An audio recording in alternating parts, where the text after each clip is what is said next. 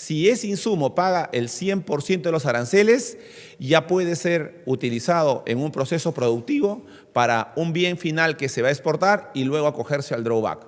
Entonces, ese insumo que ingresa al Perú, pongámonos en el supuesto, etiquetas autoadhesivas, ¿ok? Llegaron al Perú del extranjero pagando aranceles, ingresan al proceso productivo, se colocan en cada una de las paltas que vamos a exportar, palta fresca, al extranjero, y al momento de la exportación, desde la declaración provisional, colocamos el código 13 anunciando que se va a acoger al beneficio del drawback esa exportación. Luego, dentro de los 30 días siguientes al embarque, se decide la regularización de la declaración de la exportación, se ratifica la voluntad de acogerse al código 13 pidiendo el drawback y ya esa declaración regularizada con el código 41, esa declaración de exportación, ya da derecho a transmitir electrónicamente la solicitud de drawback. Las solicitudes de restitución de derechos arancelarios, llamadas drawback, se transmiten a través del portal de la SUNAT, a través de la página web. Con tu clave SOL y tu RUC puedes transmitir desde cualquier punto del país o de cualquier punto del planeta, ingresando a la página web de SUNAT, tu solicitud de restitución. ¿Ok? Una vez la solicitud es procesada, evaluada electrónicamente, en los próximos 5 días recibirás la respuesta, positiva o negativa. Todos queremos que sea positiva, ¿ok? Que se apruebe la solicitud, en cuyo caso se producirá el abono en la cuenta corriente del exportador. Entonces, si lo vemos de manera resumida, diremos esto. El beneficiario de la solicitud de restitución ingresa con su clave SOL, y el primer acto que debe realizar es registrar su código de cuenta corriente interbancaria. Este es una cuenta que debe tener registrada en un banco nacional con sede en el Perú en moneda nacional, ojo, en moneda nacional, ¿ok? Registran los dígitos de su código de cuenta interbancaria y ya pueden entonces, una vez aceptado este registro, empezar a transmitir todos los datos vinculados a la solicitud de restitución de derechos arancelarios. Transmiten sus declaraciones de exportación, sus declaraciones de importación por los insumos, sus facturas de compras locales, sus declaraciones juradas, ¿ok? Todo aquello que les sirva para sustentar la solicitud de restitución. Y digitalizan también aquellos documentos que la aduana no tiene en su poder y transmiten la solicitud al sistema aduanero. El sistema lo procesa y le asigna un número. Tiempo después, en contados minutos, van a recibir en su buzón SOL una alerta, un primer mensaje, un primer aviso, diciéndoles que su solicitud ya fue numerada y el gran momento se produce ahí. Nos va a anunciar a través del buzón SOL, la aduana o la SUNAT, si es que la solicitud ha sido elegida a aprobación automática o a revisión documentaria. Si ha sido elegida a aprobación automática, no hay de qué preocuparse. Solo esperar, verificar la cuenta corriente y en los próximos días recibirán el abono en su cuenta corriente del monto del beneficio del drawback. Si es elegido a revisión documentaria, tienen solo 2 días hábiles para presentarse a cualquier oficina de la aduana por donde hayan iniciado el trámite de solicitud electrónica para presentar los documentos originales que respaldan esa solicitud. Una vez evaluado, si todo está conforme, sigue el trámite de la aprobación de la solicitud y en los días siguientes recibirán el abono en cuenta corriente. Pero en caso contrario, si la administración detecta que han cometido algún error en la transmisión de la solicitud, ese error puede ser subsanable o no subsanable. Error subsanable es aquel que puede ser por un tema de tipeo, transcripción, cálculo, que sale a la vista con la sola verificación de los documentos que han digitalizado, en cuyo caso hacen la rectificación electrónica y asunto solucionado. Un error no subsanable es aquel que los aparta del beneficio. Un error no subsanable es aquel que indica que no tienen derecho al beneficio, por lo tanto, esa solicitud es rechazada de plano, se da por no presentada. ¿Qué podría ocurrir? Que la declaración de importación tiene más de 36 meses de antigüedad, que la declaración de exportación no tiene el código 13, que no está regularizada, o simplemente que ese insumo que ustedes dicen haber utilizado en esa declaración de importación ya no tiene saldo. Ha sido utilizado por otros exportadores previamente, agotando todo el saldo de las etiquetas que dijeron haber utilizado. ¿Ok? Entonces, el sistema hoy es electrónico. Y como el sistema es electrónico, hemos encontrado cifras bastante interesantes, ¿no? Como por ejemplo, que el drawback, la restitución, se lleva prácticamente la preferencia, ¿no? en toda la tramitación de los beneficios vinculados, aduaneros vinculados a la exportación. Es decir, en comparación con las admisiones temporales, la reposición de mercancías en franquicia arancelaria, el drawback lleva el liderazgo, ¿ok? Y todo el mundo sabe que la razón por la cual se acogen al drawback de manera preeminente o prioritaria es porque el drawback significa dinero contante y sonante, dinero en efectivo. Siendo así, entonces vamos a ver los casos. Empecemos. Hablemos de la fiscalización especial. Un tema importante es la fiscalización del drawback. Yo siempre he cuestionado, he criticado a quienes dicen que el drawback es un sistema de cajero automático, ¿no?, en el que uno coloca la tarjetita y saca el dinero. Eso no es cierto, eso no es verdad. ¿Ok? Es más, yo sostengo enfáticamente a lo largo y ancho del país que el drawback no es un subsidio, es un beneficio tributario y tengo cómo demostrarlo técnica, jurídica y comercialmente. ¿Ok? Quienes me siguen a través de las redes sociales y han revisado mi blog, mi canal en YouTube, ¿ok?, mi Instagram, mi fanpage en Facebook, deben saber la lucha constante que yo vengo desarrollando por demostrar que aquel que se atreva a eliminar el drawback simplemente está yendo en contra del sentido del desarrollo económico del Perú. ¿Ok?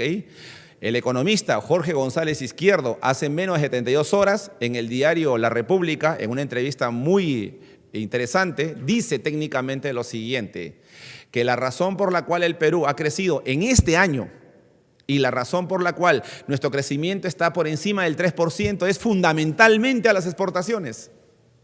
Es decir, si revisamos las cifras de los 4 motores que mueven la economía del Perú, el motor que está encendido hoy es el motor de las exportaciones. Y las exportaciones se mueven porque reciben, no solo de parte de los empresarios, los exportadores, su ingenio, su talento, su esfuerzo constante por invertir y exportar, sino también reciben algunos beneficios tributarios que les permiten ser competitivos en el mercado internacional, siendo el principal el drawback. Por lo tanto, el drawback debe ser no solamente un beneficio tributario, debe ser visto como el incentivo natural que el exportador necesita para seguir apostando y creciendo en nuestro país.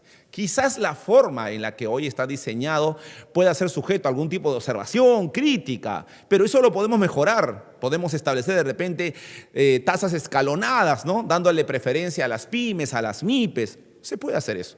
Pero decir que el drawback debe desaparecer o debe eliminarse porque alguien tiene el fantasma del subsidio es no conocer la realidad de este sistema. Este es un sistema que está sujeto a controles, fiscalizaciones, verificaciones, auditorías, cruces de información. Y se los demuestro.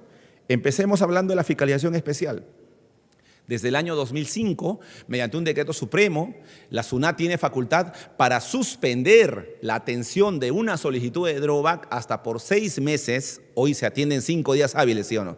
Pero si existen indicadores de riesgo, se puede suspender la atención hasta por 6 meses, siempre que se logre detectar a tiempo que el exportador que transmite esa solicitud ha incurrido en al menos 2 indicadores de riesgo. Vamos a revisar cuáles son estos indicadores para tener cuidado de ellos, ¿ya? Primer indicador, no ha numerado ningún tipo de declaración en los últimos 12 meses anteriores a la fecha de presentación de la solicitud. En este caso, ¿qué sospechamos? Primera sospecha, es un exportador nuevo, recién ha sacado su RUC.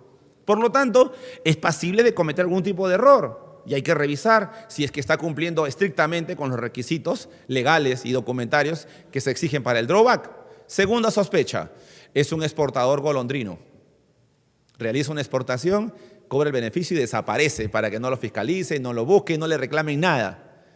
Pasa el tiempo y luego vuelve otra vez con otra operación, solicita el drawback y otra vez vuelve a desaparecer. ¿Ok? Ya es sospechoso, ¿no es cierto? Se sospecha que algo está ocultando, ¿ya? Segundo indicador de riesgo.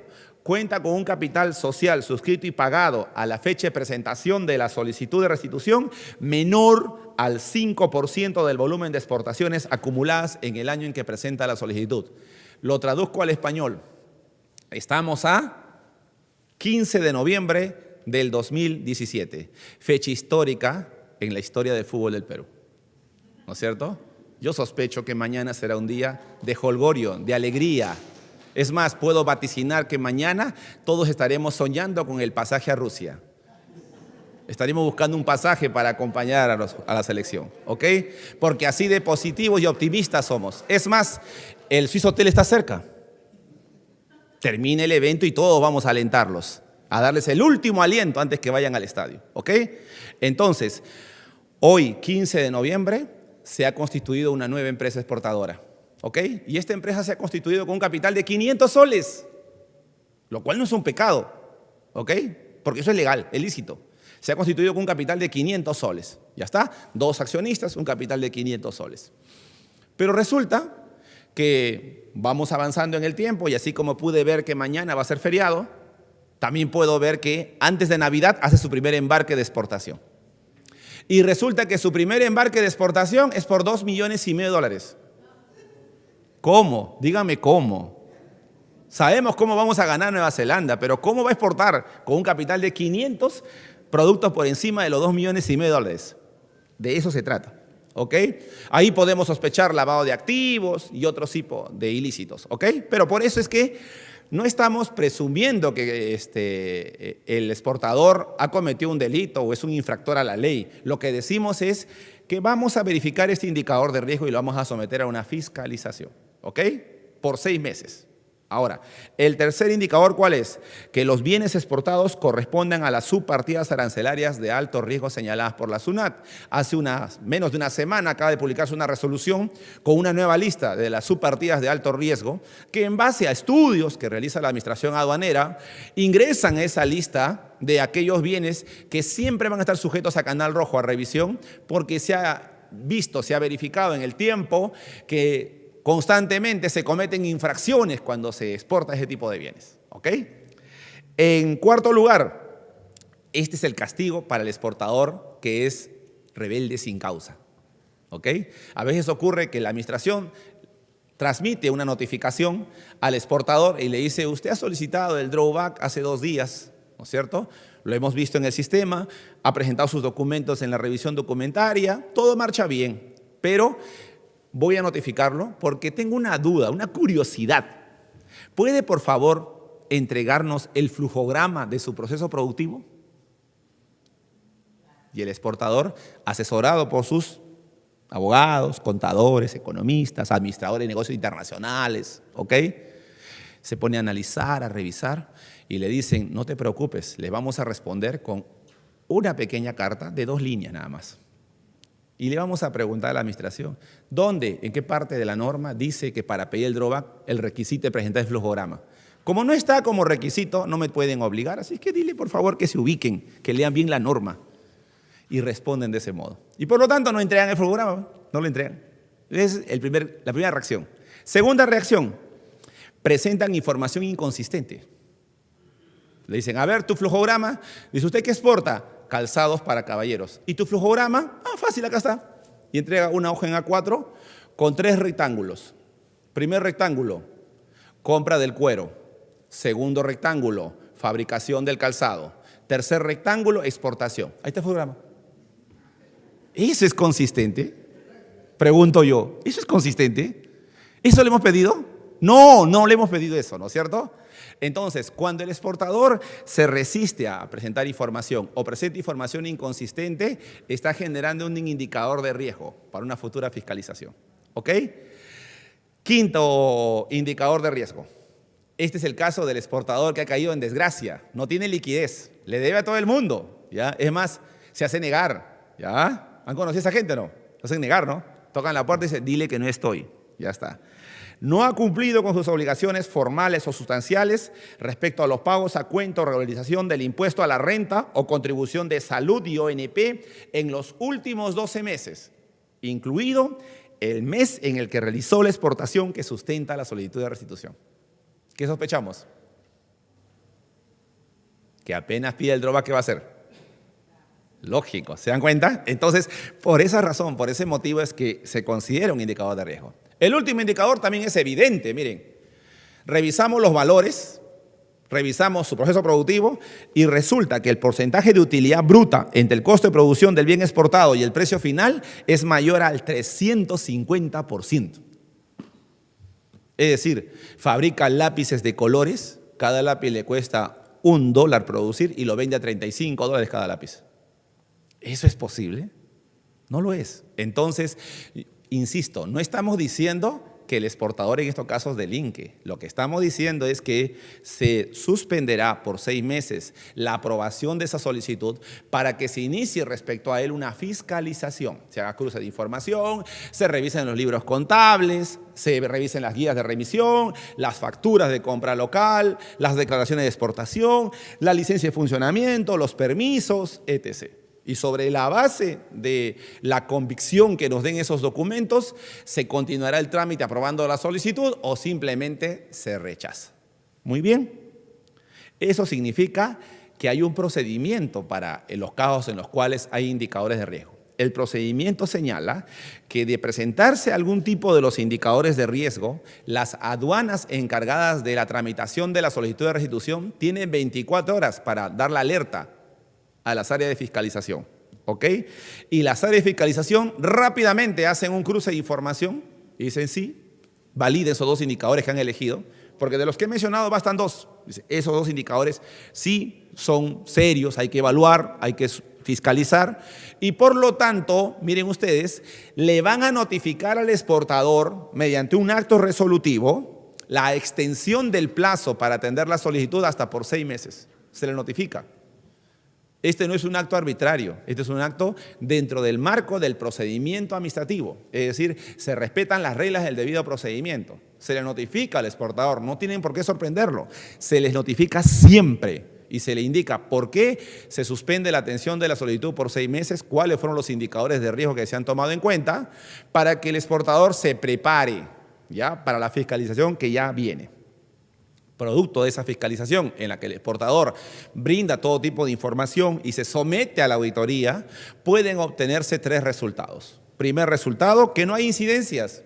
Se levantaron las observaciones. Primera observación, se dice que le debe a la SUNAT por impuesto a la renta, de salud o ONP, ¿no? Y el exportador dice, sí es cierto, no tengo liquidez. Para producir todo este bien que estoy exportando, he hipotecado todo, hasta mi alma. Es más, mi entrada que me gané en sorteo también la puse aquí. Pero yo autorizo que con el dinero del beneficio se cobren ustedes primero. Ahí está. Cóbrense. Dice que les debo, cóbrense. Compensen la deuda. Levantó la observación. Segunda observación. Se le dice, usted señor, el porcentaje de utilidad es muy alto, 350%. Dice, sí, pero no han revisado bien mi contrato. Acá está mi contrato. Mi contrato dice que el precio final se fija dependiendo cómo se mueve la oferta de libre demanda en el mercado extranjero. Y en el mercado extranjero hoy ese producto es escaso, se acaba de disparar. Me cayó la diosa fortuna. ¿Qué puedo hacer? Es más, acá está la transferencia bancaria y el asiento contable que acredita que me pagaron realmente ese monto.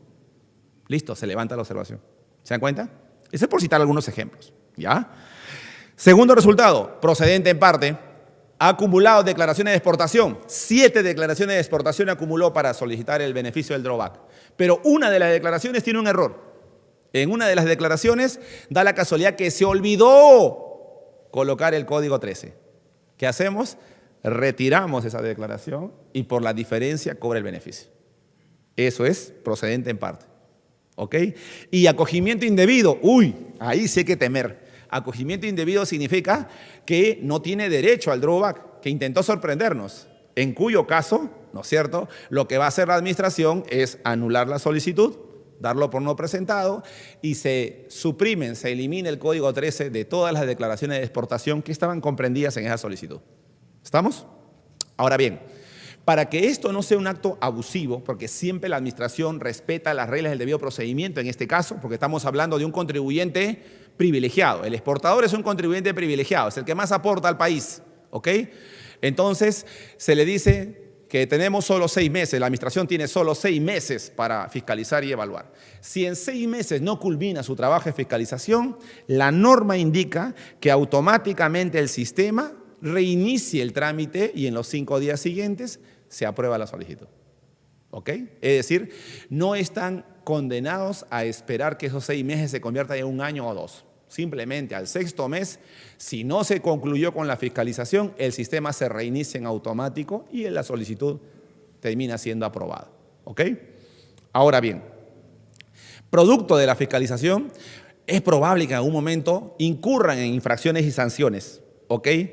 ¿Cuáles son las infracciones genéricas que están en la ley de aduanas? La primera de ellas es la que está dirigida para todo tipo de operador de comercio exterior cuando no proporcione, exhiba o entregue información o documentos que le pide la aduana de manera, ¿no es cierto?, legal.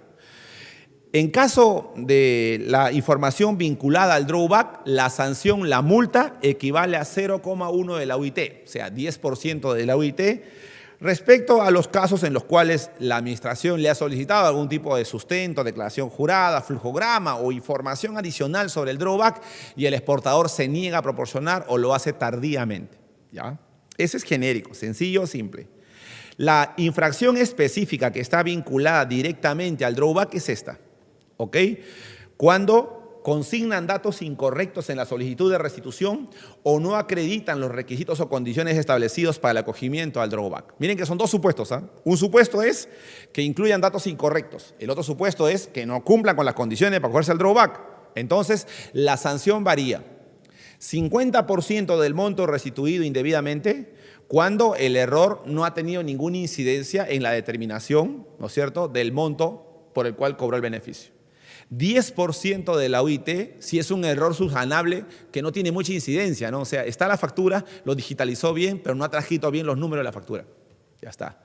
O no ha puesto el número de serie, ¿ok? O la declaración jurada olvidó consignar el RUC.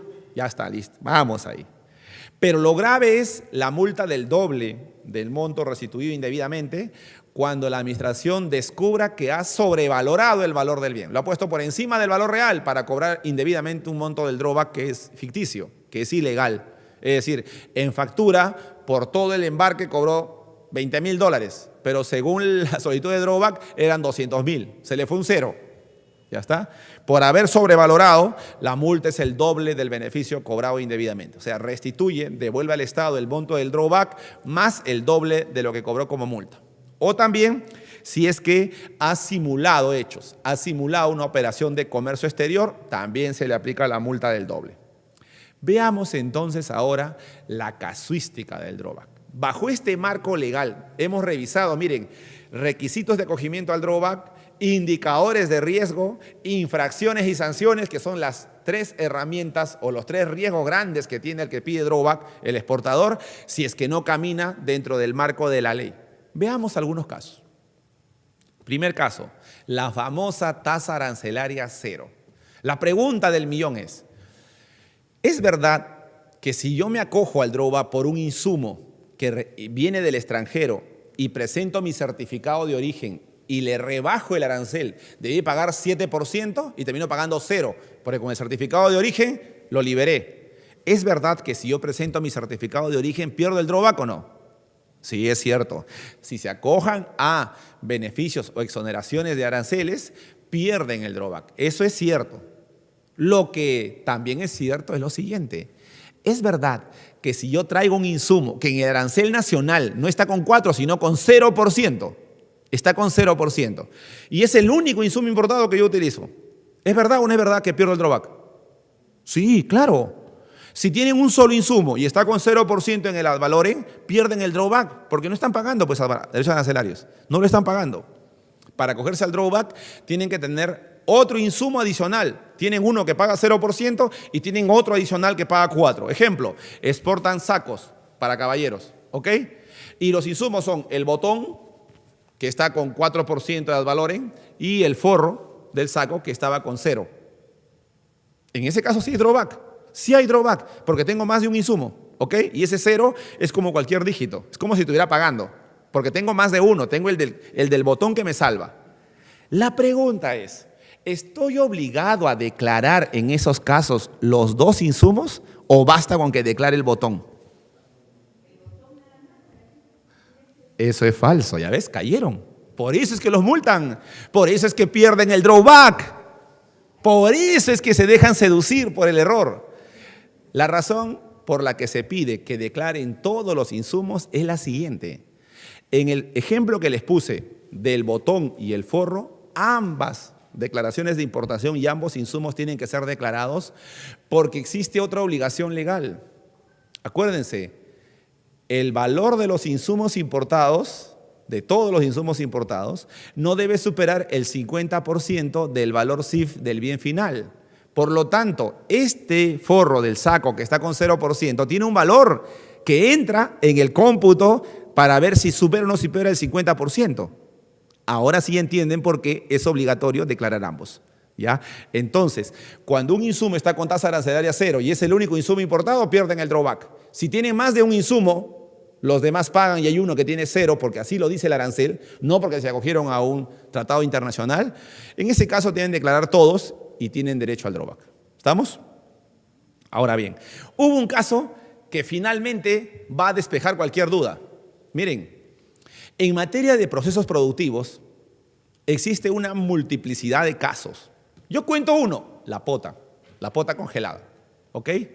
Desde el punto de vista del observador, quien se encuentra a la orilla del muelle viendo llegar los barcos cargados de pota, debería ver esto, ¿no? Yo debería ver esto. Me siento con mi taza de café, hace frío en las madrugadas, veo llegar la lancha, ¿ok? Y descargan la pota, ¿no es cierto? Se le entregan al exportador. El exportador lo lleva a sus almacenes y hace el proceso productivo. Lo eviscera, lo lava, lo prepara, lo acondiciona, le hace un precocido y lo tiene listo para exportar. Eso debo ver yo.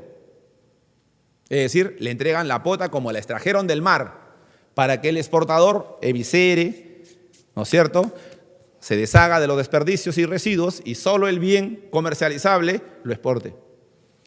Apreciados amigos, yo no veo eso. ¿Ok?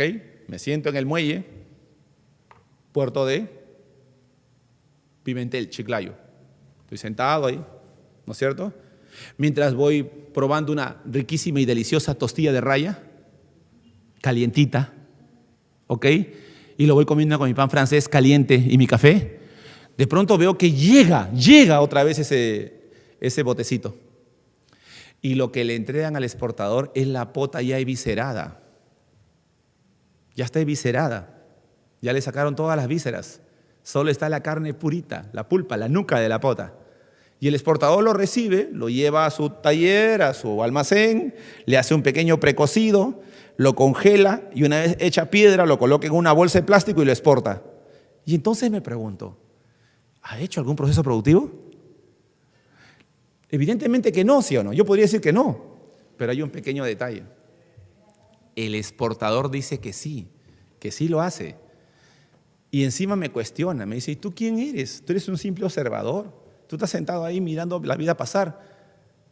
Quien me tiene que decir si mi proceso vale o no vale es el sector competente.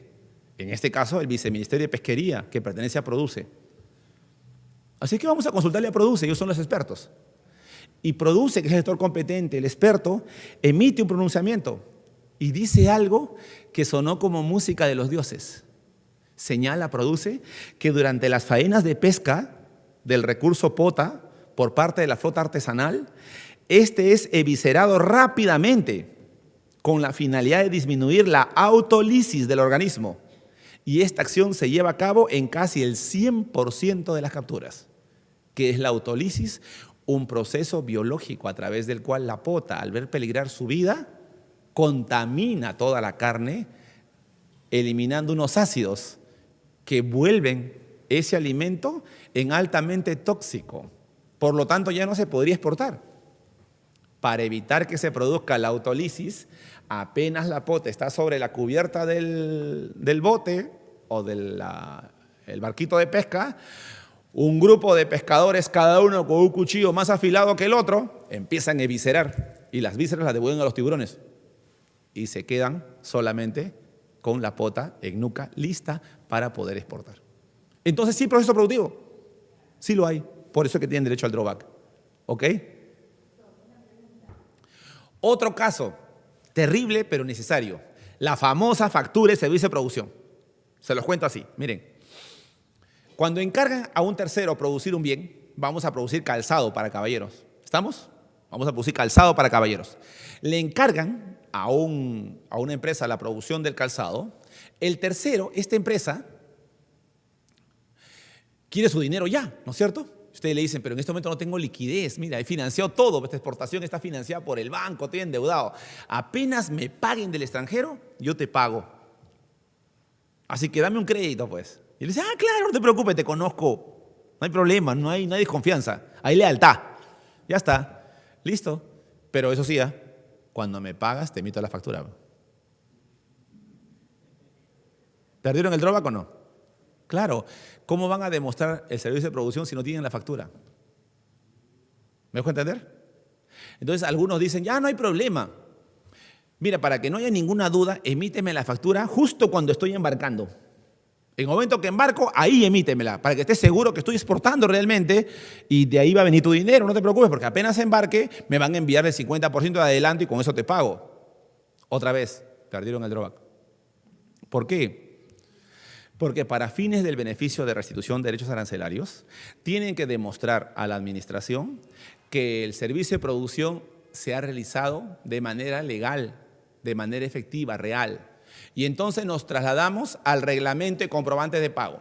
El reglamento de comprobantes de pago de SUNAT, en su artículo 5, ¿ya?, señala lo siguiente.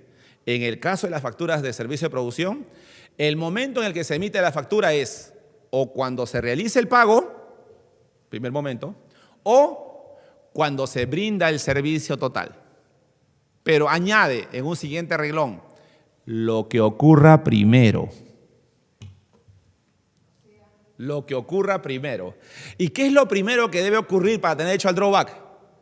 El proceso productivo, pues el servicio, porque si no hay servicio de producción, yo no soy productor exportador. Si no soy productor exportador, no tengo derecho al drawback. Si yo quiero demostrar que encargué a un tercero de la producción, yo necesito la factura. ¿Se dan cuenta?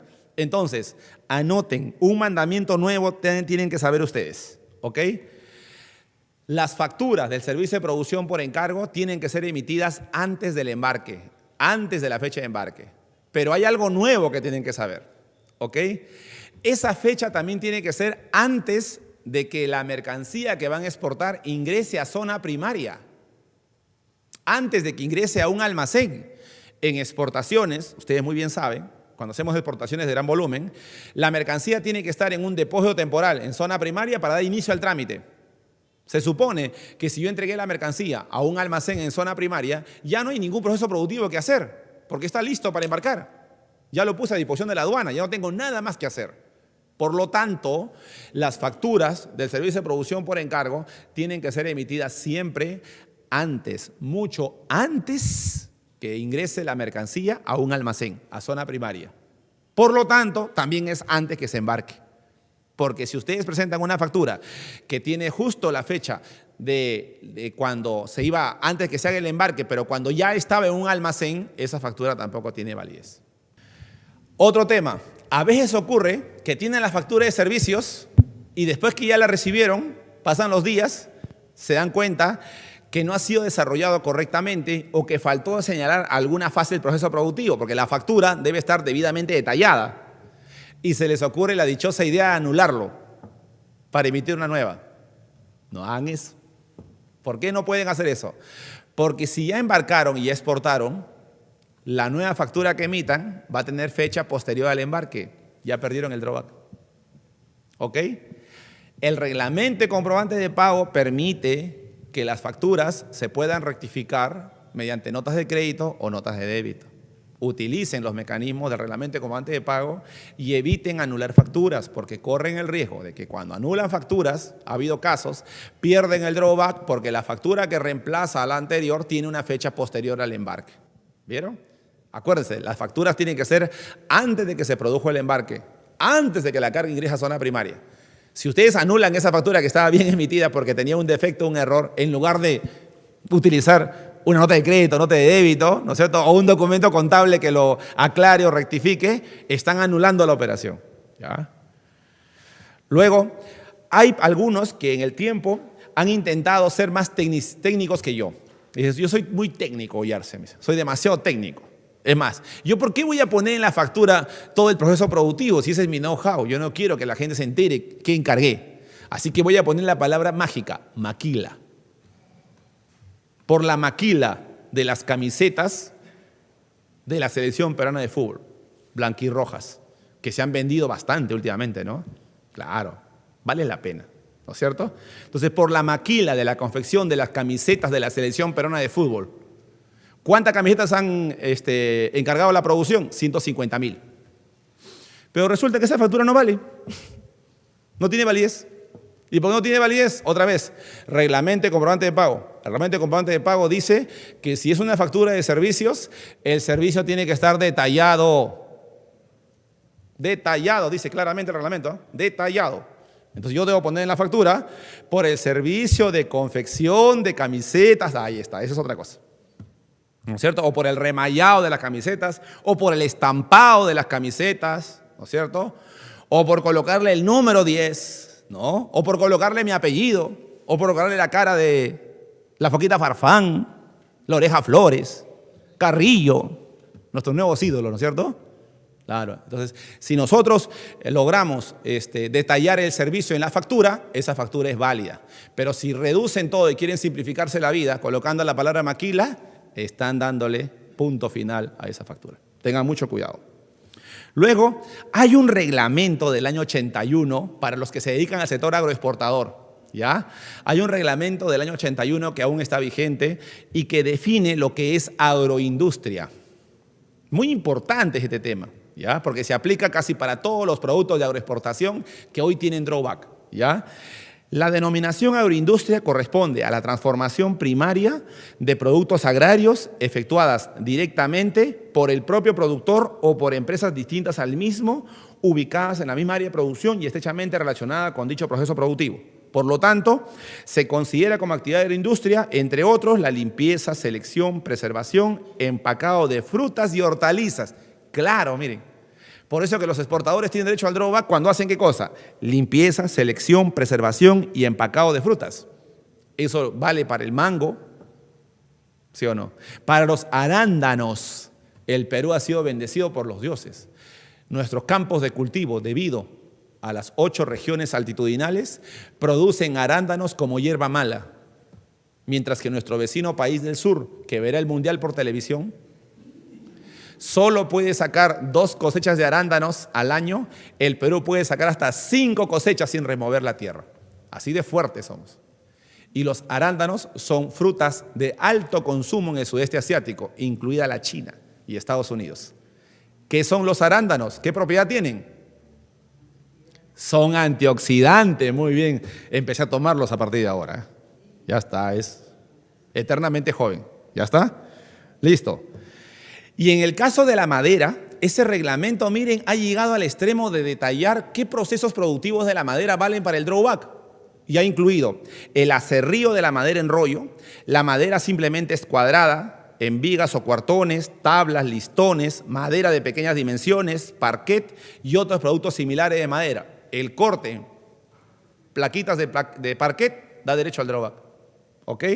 La fabricación de embalajes de madera, tales como cajones, jabas, similares, para el transporte de productos agrarios.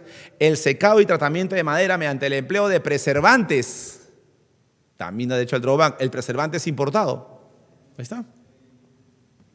Veamos algunos criterios jurídicos publicados en la web de SUNAT, en el portal, respecto al drawback. Esto está publicado en la web, de ahí lo van a descargar. Miren, hay una resolución del Tribunal Fiscal del año 2014 que señala respecto al local de producción, ¿ok? Y dice, hemos revisado nosotros el proceso productivo y todo el diagrama presentado por el exportador y la ficha RUP señala un local, una sede. Pero en la solicitud de restitución se observa que los insumos han sido transportados a un determinado local de producción que no es el mismo que aparece consignado en la guía de remisión y en el contrato de arrendamiento del local de producción presentado como prueba. Es decir, las guías de remisión dicen que el producto fue llevado al Jirón Sucre 575, ¿ok?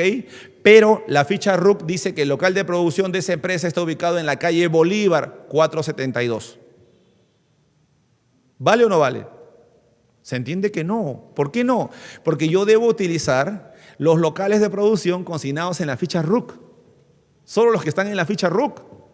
Entonces algunos dicen, no, pero si usted revisa se va a dar cuenta que efectivamente debe primar, ¿no es cierto?, la legalidad, perdón, la primacía de la sustancia. Es decir, debe primar el hecho de que usted tiene cómo probar que en Simón Bolívar existe un taller con mercancías, con maquinarias y yo produje ahí el bien. Aún cuando en mi ficha RUC, mi domicilio está en Sucre, yo alquilé ese local. Sí, señor, pero por el principio de legalidad, ese local usted tuvo que ponerlo en su ficha RUC para que pueda usarlo, para que tenga validez. Por eso el tribunal niega este beneficio del drawback y lo declara nulo. Muy bien. Otro caso. Este es un caso bonito, miren. En el año 2017, ya que es cuando el Perú clasifica al Mundial, en el año 2017, ya, el gerente de la empresa era Javier Francisco, era el gerente. Javier Francisco era el gerente de la empresa ahora, es el gerente hoy, 2017, ¿ok? Pero en el año 2015, que es cuando esta empresa solicitó el drawback, la gerente era Amy Rocío. Amy Rocío era gerente en el 2015. Javier Francisco es el gerente ahora en el 2017. Amy Rocío dejó de ser gerente a inicio del 2017 porque consiguió una nueva oferta laboral en una empresa mucho más grande, transnacional, y bueno, con las gracias y la gratitud a esta empresa, dejó la empresa y su sucesor, Javier Francisco, se encargó este año de tomar las riendas del negocio. Muy bien, le acaba de caer auditoría y fiscalización de SUNAT. Y Javier Francisco, con la transparencia del caso, brinda todo tipo de información, libros contables, declaraciones, todo lo que le pide la SUNAT para revisar. Su declaración de jurado de impuesto a la renta, todo está ok. Pero al empezar a revisar se dan cuenta que algunas solicitudes de drawback tramitadas en el año 2015, cuando Amy Rocío era la gerente, tienen errores. Es más, no solo tienen errores, tienen que devolver el 100% porque ese error es insalvable, es acogimiento indebido. No debió acogerse al drawback porque esas declaraciones tienen errores. Esas declaraciones de importación tenían certificado de origen y el sistema tampoco lo detectó. Así es que devuelva todo. La pregunta es, la empresa como tal no tiene liquidez para pagar en este momento porque en el 2017 ha habido un proceso de reestructuración, ha habido problemas, ya no está exportando este año, ¿ok? La salida del anterior gerente como que los afectó un poco en la parte administrativa, entonces cayó la empresa. No hay forma de cobrar. Y la administración tributaria decide iniciar la cobranza a los representantes legales en calidad de responsables solidarios. Pregunta, ¿a cuál de los dos gerentes le cobra como responsable solidario? ¿Al que le abrió la puerta hoy, Javier Francisco, o a quien ya no es gerente, está en Miami en otra empresa, Amy Rocío? ¿A cuál de los dos?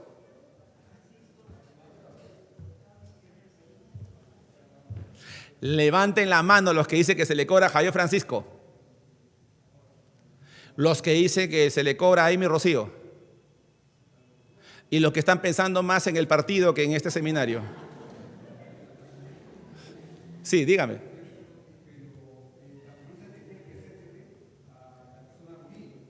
Claro, pero ya se agotó, pues. No hay forma de cobrar a la persona jurídica, ya no tiene liquidez.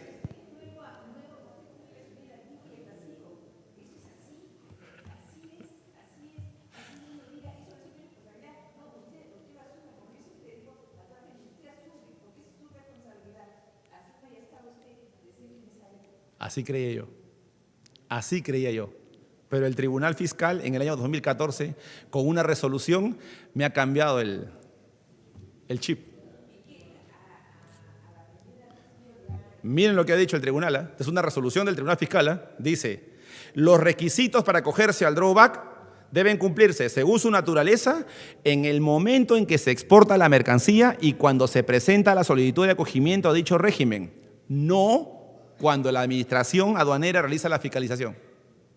Por lo tanto, si durante la fiscalización se detecta que ha habido acogimiento indebido al régimen, no cabe atribuir responsabilidad solidaria al representante legal vigente durante la fiscalización, sino a aquel que participó en el trámite de la solicitud de restitución de derechos. Bueno, ahí ya se empezará a caer sobre esa deuda el manto de una resolución de cobranza dudosa para su archivo. Claro. No mate a nadie, por favor. El sicariato no es bueno.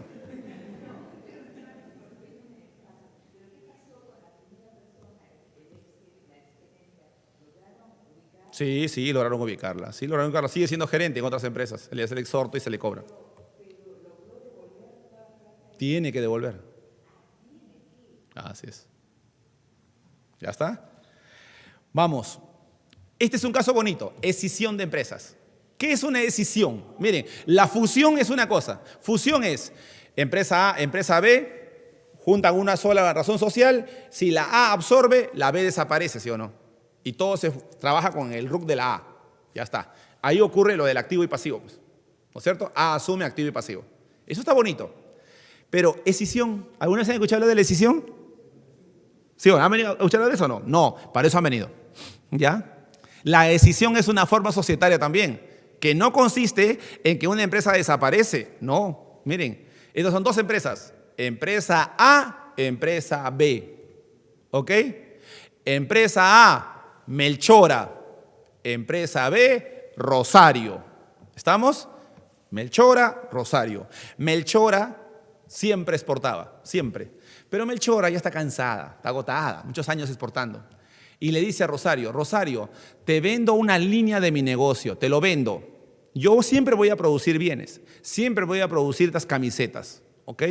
Y ya no voy a exportar, voy a venderlo en el mercado local porque los hinchas peruanos son fanáticos. Ellos compran todo, ya viven la emoción, la fiesta. Y cuando vayan a Rusia van a comprar más todavía. Así es que ya no voy a exportar, te vendo todo lo que es la exportación. Te vendo mis máquinas, mi personal, mis cardex, mis insumos importados, mis declaraciones de exportación. Te vendo toda esa línea de negocio porque yo ya no voy a hacer exportaciones. Rosario acepta. Se van a la notaría, firman una minuta y le transfiere una línea del negocio. Por lo tanto, el RUC de Melchor existe, seguirá trabajando, solo que no hará exportaciones. Y el RUC de Rosario también existe y ella empezará a exportar a partir de ahora.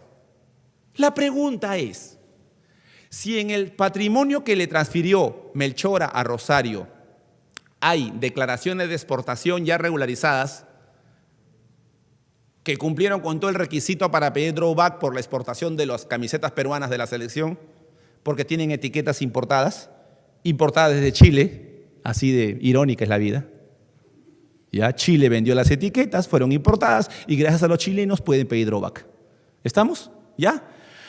La pregunta es, ¿la empresa Rosario puede pedir drawback por esas declaraciones de exportación que está recibiendo de Melchora? ¿Qué dicen?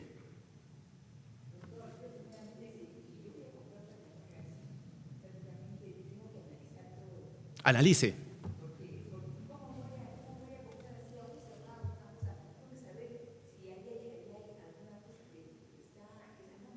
No, todo está legal. Melchor es una empresa exitosa. Es más, está en el ranking de las 10 empresas más grandes. Tampoco, siempre ha pedido drawback Melchora y nunca fue fiscalizada. Y cuando fue fiscalizada, le entregaron diplomas y premios y medallas. Esa no es la pregunta. La pregunta es, ¿podrá Rosario pedir el drawback por las declaraciones de exportación que tramitó Melchora y se las acaba de vender? ¿Por qué no?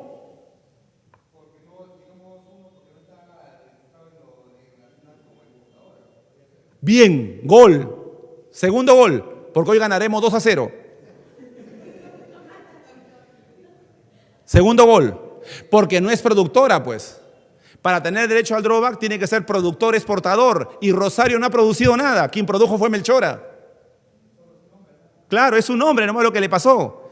Entonces no puede pedir drawback por las declaraciones de exportación que le acaba de pasar, ¿sí o no? Quien tenía que haberlo pedido es Melchora. Pide, cobra el drawback y se lo pasa a Rosario. Pero ya le vendió antes, pues ya perdió el drawback. Ya está. Segundo caso. Melchora también le transfirió junto con la línea del negocio insumos importados, las etiquetas de las camisetas. Se las vendió a Rosario. Rosario ya tiene todo para producir sus camisetas. Se pone a producir las camisetas de la selección peruana de fútbol versión Rusia 2018. Y llena el contenedor y exporta con las etiquetas que le transfirió Melchora. ¿Puede pedir drawback? ¿Puede o no puede? No hay factura, solo hay una minuta. Bien, apreciados amigos. Dicho esto, doy por terminada mi participación en este módulo vinculado a los beneficios para los exportadores. Les agradezco la atención prestada, sobre todo su participación. Si alguno de ustedes quiere hacer el seguimiento de las opiniones que nosotros vertimos a través de las redes sociales en calidad de docente o de investigador en los temas de exportaciones y drawback, la invitación está hecha.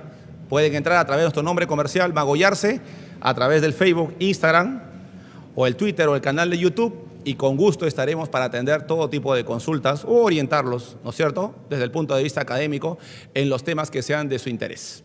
Dicho esto, muchas gracias y una vez más, ¡arriba Perú! Gracias a ustedes.